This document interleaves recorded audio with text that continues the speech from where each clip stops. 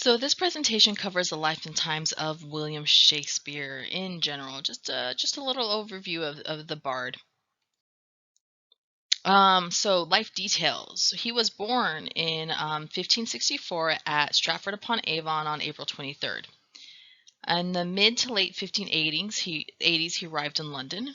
In 1582, he married Anne Hathaway. Now, why is there a picture of Anne Hathaway and her husband in your picture, in your presentation? Well, there's a funny, conspiracy theory rumor going out that Anne Hathaway and her husband are time travelers or vampires, like Nick Cage is a vampire because of that Civil War photo, because her name is Anne Hathaway. And if you pull up a picture of William Shakespeare and compare it to her husband, there's an argument that they look alike. And so people are saying, ooh, it's the two of them. And I thought it was funny, so I included the picture. In 1592, Shakespeare was working as an actor and writing plays while in London. His contemporaries were Christopher Marlowe, who wrote Dr. Faustus, Thomas Nash, and Ben Jonson, who became, I believe, the first poet laureate of England. In 1594, Shakespeare became a member of the Lord Chamberlain's Men Company, and in about the year 1616, he died, believed to be on April 23rd. Now, if you read the epitaph in the picture that I included here, basically it says, "Good friend, for Jesus' sake forbear to dig the dust enclosed here. Blessed be the man that shares these stones, and cursed be he that moves my bones." Sorry, it's a little small on my screen. It should be bigger for you. Basically, they want to move Shakespeare to like Westminster Chapel or Westminster Abbey in London, but Shakespeare's basically cursing anyone who tries to exhume his body, which I find hilarious. I myself want to be cremated, and I don't want to be, I don't want a gravestone or anything. But if I did decide to do that, I'm definitely gonna, threaten a curse if my body is touched, because I think that'd be hilarious for future people to see. Works. So Shakespeare wrote 37 plays. There are four classifications. We have the comedies, such as Much Ado About Nothing. We have the histories, such as Richard III. Tragedies, Hamlet is considered the perfect example. And the romances, which are also known as tragicomedies, which is kind of a contentious classification. The Tempest, which we're reading, is an example of tragicomedy or a romance. He wrote 5 long narrative poems and 154 sonnets. I'm going to read you a sonnet. So here we go. "Farewell, thou art too dear for my possessing, and like enough thou knowest thy estimate, the charter of thy worth gives thee releasing. My bonds in thee are all determinate, for how do I hold thee but by thy granting, and for that riches where is my deserving? The cause of this fair gift in me is wanting, and so my patent back again is swerving.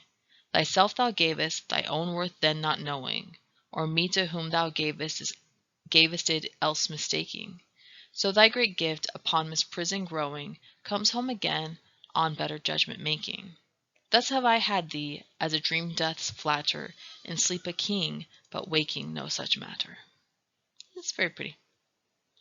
Sad. So, did Shakespeare write all the works attributed to him?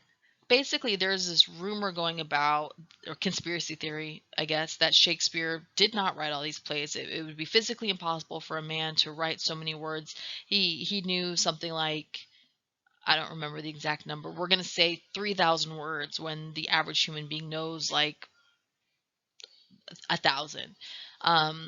And so the idea is that because we have little information, little information on Shakespeare's early life and early schooling, and we can know that he most likely did not advance very far in academics, and that he didn't go to university. Some people have come up with the theory that Edward de Vere, who was the 17th Earl of Oxford, was the real author of all of these works, and he simply gave his works for Shakespeare to publish under his name because it would be inappropriate for a man of De Vere's status to write plays and publish them. Another idea is that De Vere stole the name William Shakespeare from a man who lived in Stratford upon Avon and put it on all his plays. Now, this is an idiotic rumor, and it's not true. This rumor didn't even exist until about 150 years after the death of Shakespeare. Ultimately, scholars agree that Shakespeare existed, and he did write all of these works despite his lack of education and connections in the beginning of his career.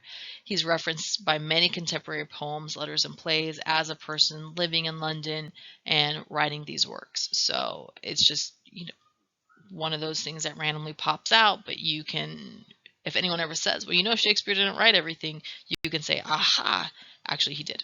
So, it's just a fun tidbit of information. And that concludes our presentation on William Shakespeare, Life and Times. Nothing too in-depth or serious, but I hope you enjoyed it, and I hope you guys enjoy reading The Tempest. I'm going to give you a word of advice on The Tempest. It's Shakespeare, and we tend to be nervous around Shakespeare because it's all those doths and thous and these, and it's convoluted. So the first thing is, remember that Shakespeare is not Middle English or Old English. Shakespeare is formal, modernized English. It's the English that you and I speak. It's just an older version of it. The biggest suggestion I can give you is to read through the play without stopping. Don't go back to try to figure out who this character is or why this character is important. Just relax and read through it. Your mind is going to make connections for you that you would otherwise miss if you keep flipping back and forth. By flipping back and forth, you're basically breaking the structure of the reading and your mind's not able to get into it. I promise you the connections will be made. Additionally, in the next week, I have a link to a video of The Tempest. Now, it involves Helen Mirren playing Prospera, which is the female version of Prospero. But other than that, it's pretty on point with the whole play. And I'm a firm believer that the plays were meant to be enjoyed visually, not necessarily read. So while you do have to read it, and you do, once you're done reading it, watch the movie version, and that should help clear up any, confusions or ideas. You don't have to watch the version that I've included. I don't recommend you watch the 1970 versions. It's really, really weird. But hey, each their own cups of tea. And yeah, so feel free to contact me if you have any questions or issues with Shakespeare. But deep breath, you can do this.